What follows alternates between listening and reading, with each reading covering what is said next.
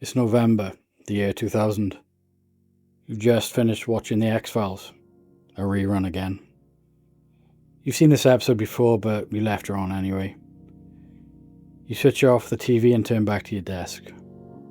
Your PC hums to life as you hit the power button. A beige tower.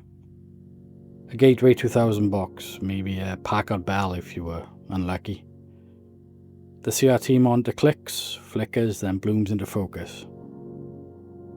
You wait through the dial-up handshake, that rising screech, the pause, the final click that tells you you're online. This isn't a night for anything important. Just check in the usual places.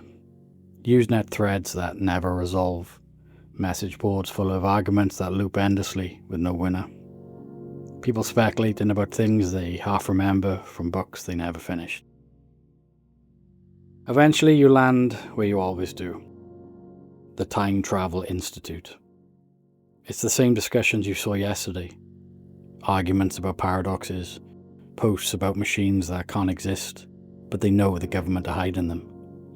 Theoretical models that collapse under their own comments. You click through out of routine, and then you see it. Not a new thread or an announcement, just a reply, buried partway down the page. Nothing special. But that username, Time Travel 0. By the late 90s, internet forums had already developed a reputation. Anonymous users, unverifiable claims, people pretended to be things they weren't. Most stories followed the same trajectory. They escalated quickly, collapsed just as fast, and were forgotten. In November of the year 2000, though, a user appeared who didn't follow these patterns. The account didn't arrive with any announcement. It didn't introduce a story. It didn't ask for any attention. It joined existing conversations and began responding. The username was Time Travel 0. At first, nothing about it stood out, which is exactly what made it stand out. The earliest known posts attributed to Time Travel 0 appeared on the Time Travel Institute forum, an online discussion board focused on speculative physics, time travel theory, and fringe science. This wasn't a mainstream site. It was small, technical, and largely self-policing. Later posts also appeared on Art Bell's post-to-post message board associated with Coast to Coast AM. The posts span roughly November 2000 to March 2001. All surviving material comes from archived forum posts, preserved by third parties. There are no original posts or server logs publicly available. Everything known about Time Travel 0 comes from these archives, nowhere else. From the earliest archive posts, the claims remain consistent. The posters stated that he was a member of the US military, operating under a classified government program. At first, this didn't raise any alarms. Plenty of people online claimed that. Then he continued. He stated that he was from the year 2036, temporarily present in the early 2000s, on a defined retrieval mission. He was not stranded, he didn't claim to be lost, and he didn't claim to be altering history. He described the assignment the way someone describes a chore they expect to finish. He also stated that his primary objective had already been completed.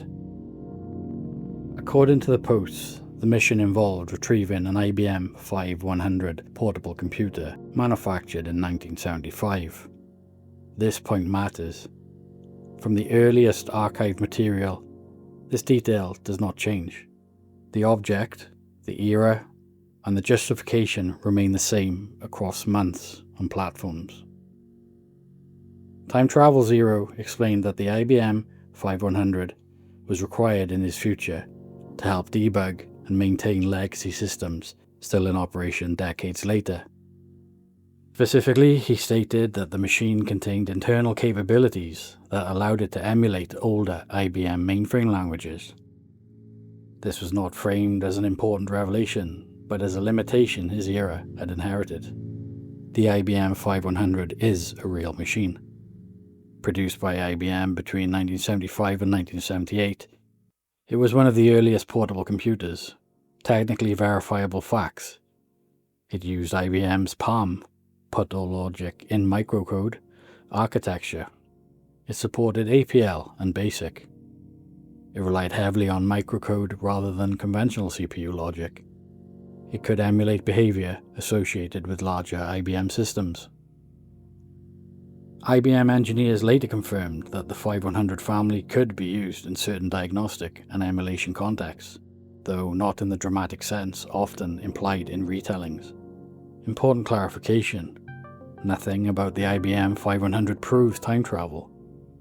However, the level of technical specificity shown in the post were not common consumer knowledge in 2000, particularly outside specialist or archival circles. That detail slowed down any immediate dismissal. For a significant portion of the early discussion, the poster does not provide a personal name at all. He is referred to only by his username, Time Travel 0. The user's real name appears later, in response to direct questioning. It is introduced casually, it is not framed as a reveal, it is never treated as important. John Titor. The username remains the primary identifier throughout the posts. This is unusual. Most fabricated personas begin with an identity and build outward, looking for attention or personal clout. This one began with details and answers, the important stuff, and added a name only when pressed, as a side note almost. When questioned about the mechanics, Titor described the device in technical terms. According to his posts, the machine involved two rotating singularities, a gravitational distortion field, onboard instrumentation, an installation in a vehicle rather than a fixed facility. He stated that the system allowed both temporal displacement and spatial correction. This last point came up repeatedly. Readers pointed out an obvious issue. The Earth is moving. Traveling through time without accounting for position would place a traveler in empty space. Titor acknowledged this. He described the vehicle as a reference frame, anchoring the displacement through both time and space. He did not dismiss the objection. He incorporated it with the ease of a man confident in his research or his experience. Titor rejected the idea of a single, mutable timeline. Instead, he described time travel as producing divergence. In his model, traveling to the past does not overwrite the future. Each trip creates a new world line. The origin timeline remains unaffected. This explanation appears early and remains consistent. It also removes several classical objections immediately. Paradoxes are irrelevant. Contradictions are expected. Prediction accuracy is not guaranteed. If something did not occur, the explanation was not error. It was divergence. This is a key point to Titor's story. Forum users inevitably asked about upcoming events. Titor responded cautiously. He spoke about increasing political instability in the United States, deepening internal division, infrastructure stress rather than sudden collapse, a major global conflict later in the 21st century. He avoided precise dates whenever possible. When dates were mentioned, they were framed as approximate and contingent. When later readers pointed out inaccuracies, this is one of the primary reasons the story is considered false. However, from an objective documentation standpoint, it's worth noting, he did not revise failed predictions. He did not argue when timelines passed. He referred back to divergence and continued answering other questions. One of the most discussed aspects of the case is the poster's behavior. John Titor did not ask people to spread the story, claim special status, encourage belief, or threaten consequence for disbelief. He discouraged hero worship. He suggested independent verification where possible. He disengaged from pointless circular or hostile exchanges. This does not make his story true, but it does make it structurally unusual compared to typical internet hoaxes. In early 2001, the posts stop. There is no final message, no explanation, no sign-off. The account became inactive. Later, a group calling itself the John Titor Foundation began representing the story publicly, with Larry Haber acting as a representative. This shift is often cited as the point where the credibility eroded most sharply. The tone changed. The story became curated. The material became commercialized. None of this later material is considered primary source of evidence. The John Titor case has been examined academically, most notably by Alistair Richmond, who used it as a case study in testimony reliability and time travel claims. The general academic consensus is the story lacks verifiable evidence. The predictions do not align with observed outcomes.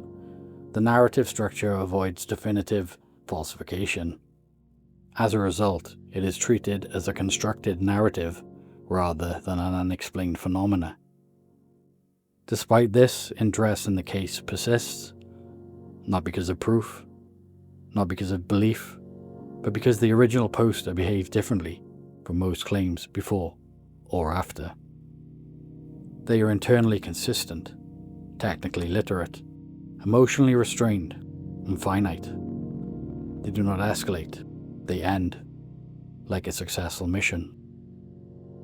John Titor was almost certainly not a time traveler. There is no physical evidence, no independent corroboration, no confirmed identity. What remains is a collection of archived forum posts, written by someone who understands how credibility functions in technical spaces. Someone who understood that calm explanation and subtlety can be more persuasive than spectacle.